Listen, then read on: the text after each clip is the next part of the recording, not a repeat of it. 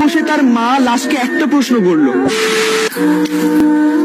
ছেলেটা দুটো চোখ লাল টস করছে, পানি খাচ্ছিল, পানিটা গলায় আটকে যাচ্ছিল, পানি গিলতে পারছিল না। মা ছেলের এই অবস্থা দেখে ছেলেকে জিজ্ঞেস করে, কি রে বাবা, তোর কি কোনো সমস্যা, ডিপ্রেশনে আছিস নাকি? মায়ের কথা শুনে ছেলেটা বলে, না মা, কোনো প্রবলেমের মধ্যে নেই, কোনো ডিপ্রেশনের মধ্যে নেই। আসলে কি হয়েছে, পিকনিক হচ্ছিল তো, তাই দুটো রাত জেগে অনেক আনন্দ করেছিলাম, এই জন্য চোখটা লাল হয়ে আছে। কিন্তু ছেলেটা তার মাকে কিভাবে বোঝাবে যে ছেলেটা প্রতিটা রাত মৃত্যুর সাথে লড়াই করছে? আসলে কি হয়েছে, ছেলেটা একটা মেয়েকে ভালোবাসে, আর খুব ভালোবাসে। মেয়েটাও ছেলেটাকে ভালোবাসে। ছেলেটা ভালোবাসার এমন পর্যায়ে চলে গেছে, সে তার ভালোবাসাকে নিয়ে অহংকার করা শুরু করে দিয়েছিল। ছেলেটা তার বন্ধু বান্ধব, আত্মীয় স্বজন, পাড়াপড়শি, বড় ভাই ব্রাদার সবার কাছে যে তার ভালোবাসার কথা বলতো, আর বলতো সে যে মেয়েটাকে ভালোবাসে সে মেয়েটা কখনো তাকে ছেড়ে যাবে না, কোনো দিনও তাকে ছেড়ে যাবে না। তারপর ছেলেটা যে মেয়েটাকে ভালোবাসতো, সে মেয়েটা মাঝে মাঝে মজা করে ছেলেকে বলতো, আচ্ছা আমাকে যদি কেউ কখনো স্পর্শ করে তাহলে তোমার কেমন লাগবে? ছেলেটা কোনো কথা চিন্তা না করে বলে ফেলতো, আমি মরে যাব। তারপর যখন মেয়েটা বলতো, আচ্ছা আমার যদি কখনো অন্য জায়গায় বিয়ে হয়ে যায় তখন তোমার কেমন লাগবে? তখন ছেলেটা বলতো, যে রাত্রে তোমার শরীর থেকে লাল শাড়ি খোলা হবে সেই রাত্রে আমাকে সাদা কাফন পরানো হবে। ছেলেটার মুখ থেকে এসব কথা শুনলেই তার প্রেমিকা তাকে ঠাস করে একটা থাপ্পড় দিত, আর বলতো, এইসব কথা যদি তুই কোনদিন বলিস না তাহলে কিন্তু তোর একদিন কি আমার একদিন, পাগল একটা, দ্বিতীয়বার যেন তোর মুখে এইসব আবল তাবল কথা আর না শুনি। তখন ছেলেটা বলতো, আচ্ছা শুনবা না, আর কখনো এরকম কিছু করবো না, শুধু তুমি আমাকে ছেড়ে যেও না। মেয়েটা ছেলেটাকে বলতো, তুমি পাগল একটা। তারপর যখন তাদের প্রেমের সম্পর্ক 3 বছর পার হয়ে যায়, হঠাৎ করে মেয়েটার পরিবার মেয়েটার জন্য পাত্র খুঁজতে শুরু করে, মেয়েটার বিয়ে দেওয়ার জন্য। আর এইসব কথা শোনার পর ছেলেটা ছটফট করা শুরু করে দিল।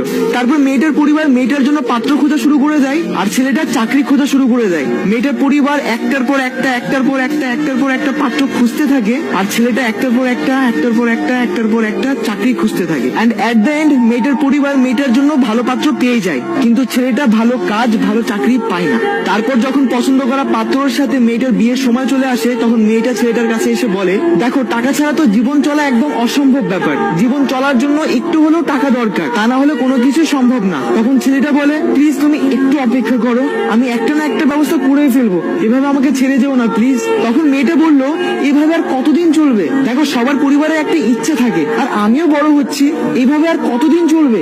তখন ছেলেটা বারবার রিকোয়েস্ট করে কান্না করে বলল, প্লিজ ছেড়ে যেও না, একটা না একটা ব্যবস্থা করে ফেলবো, একটু অপেক্ষা করো, একটু ধৈর্য ধরো। কিন্তু মেয়েটা ধৈর্য ধরে না, তার পরিবারের পছন্দের পাত্রর সাথে বিয়েতে রাজি হয়ে যায়। তারপর বিয়ের ডেট তারিখ ঠিক হলো, বিয়ের দিন চলে আসলো। যে রাত্রে মেয়েটাকে হলুদ শাড়ি পরানো হয়, সেই রাত্রে ছেলেটা নানান রকম নেশা করতে ব্যস্ত। দেন বিয়ে করার পর মেয়েটা তার স্বামীর বাড়ি চলে যায়, আর সেই রাত্রে ছেলেটা ফেসবুকে একটা স্ট্যাটাস দেয়। স্ট্যাটাসটা হলো, অহংকার করে বলেছিলাম সে কখনো আমাকে ছেড়ে যাবে না, সময়ের ব্যবধানে বুঝলাম অহংকার পতনের মূল।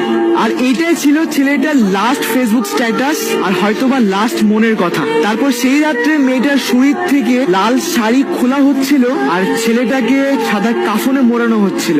তার মানে ছেলেটা মরে গেছিল, সুসাইড করে ফেলেছিল। তারপর সকাল হয়, হাজারো মানুষের ভিড়। ছেলেটার লাশের পাশে বসে তার মা চিৎকার করে কান্না করছিল। আর ছেলেটার লাশের দিকে তাকিয়ে তার মা ছেলেটাকে একটা প্রশ্ন করলো, কি ছিল 3 বছরের ভালোবাসায় যে 22 বছরের ভালোবাসাকে ভুলে গেলি? তারপর হয়তো ছেলেটার পরকালের হিসাব শুরু হয়ে গেল। তার মা কান্না করছিল, আর যার জন্য মারা গেল সে তার হাজবেন্ডের জন্য হানিমুনে চলে গেল। বাহ, क्या बात है। যারা শুনছো তাদের সবাইকে বলছি, এগুলোকে ভালোবাসা না, এগুলোকে জিদ বলা হয়। So guys, if you like this video,